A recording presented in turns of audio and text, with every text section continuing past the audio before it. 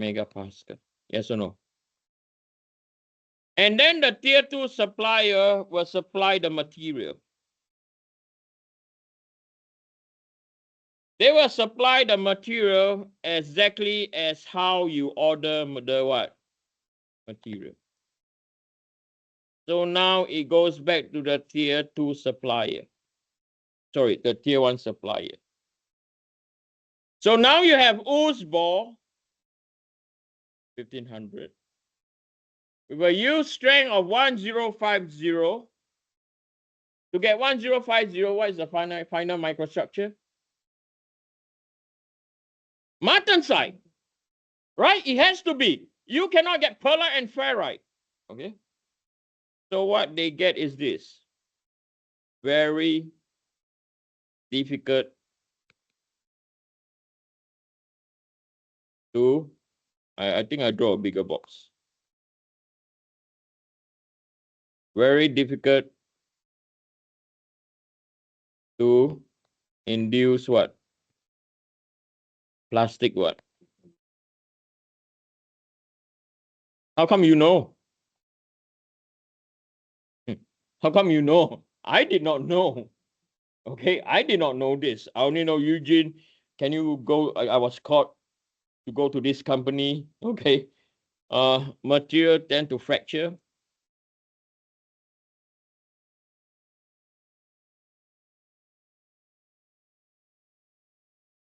During what? Deformation. Right? What else? Machine who keeps on wearing out. Right? Because this is a hard material. But you have to what? Okay. This one you will like.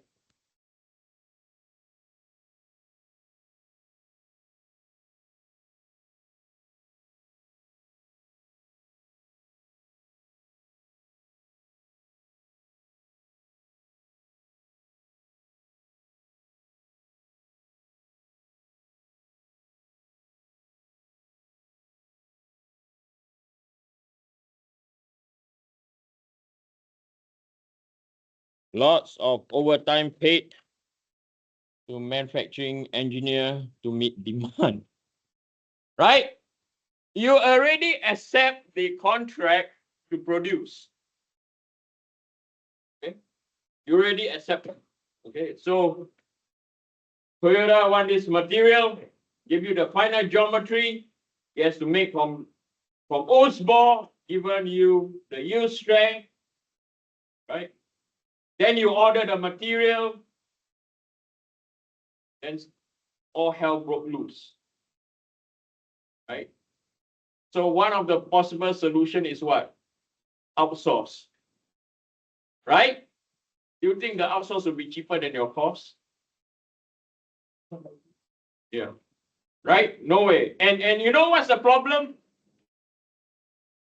When you have problem like that, you go back to Toyota, right? You go back to Toyota.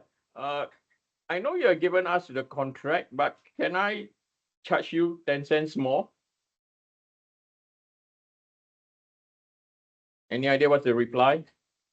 No way, Jose. No way. Okay, now, the approach, how many of you work for the big three? GM, Ford, or Chrysler, any of you? None? None? Wow.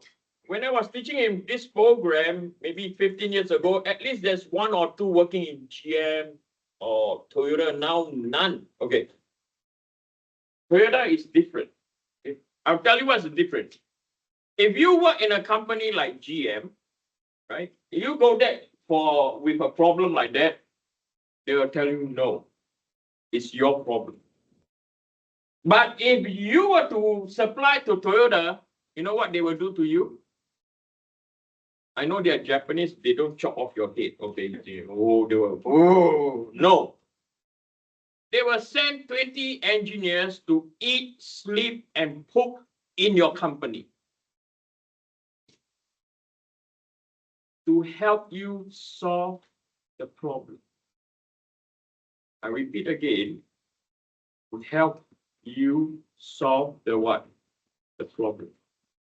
If you work for the big three, they'll tell you, okay, you will tell them, we can make this, it will take longer time. And then the next thing, the big three will tell you, how precise can it be? We're not so sure about the tolerance. You know what the big three will do? They'll put in an extra specification. All parts have to be inspected. No increase in cost. So this is why companies like who? Toyota, Honda, the Japanese one, they keep on what? Getting what? Better and better. You can see the difference in what? Approaches. One, I just want the product, don't bother me. The other one is, okay, let's see where the problem comes and we solve what? Together. You see the difference in approach now. Okay, how many of you drives a Toyota Corolla made in the 80s? 90s? 2000? Oh, bloody hell, you're all wealthy. Why a Toyota Corolla engine lasts so long compared to a BMW? Huh? No. Why Toyota? How many of you drive a 4Runner or know people that drive a 4Runner? Those cars last forever. My friend has one. Okay, you know why he changed? It's still going on. He said, I can't take it anymore, but it's still going on. You know why he changed his car? Cassette player. You all know what's a cassette player, or you're too young? It only accepts cassette player. I cannot put CD at all. Why their car lasts so long? Anyone? You can check this, okay? A Toyota Corolla made in 1980s and not 1980s, 1990s and up to now, the horsepower did not change more than 10%. I repeat again, the horsepower did not change more than 10%.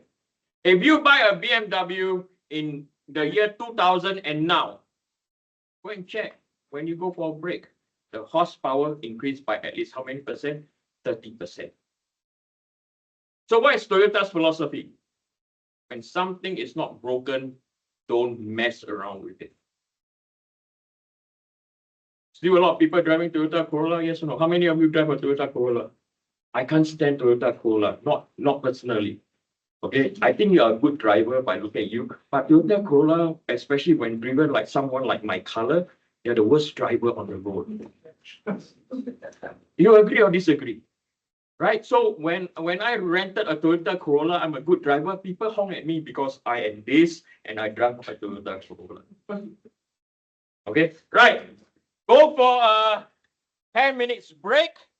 We come back, we continue with USIBOR.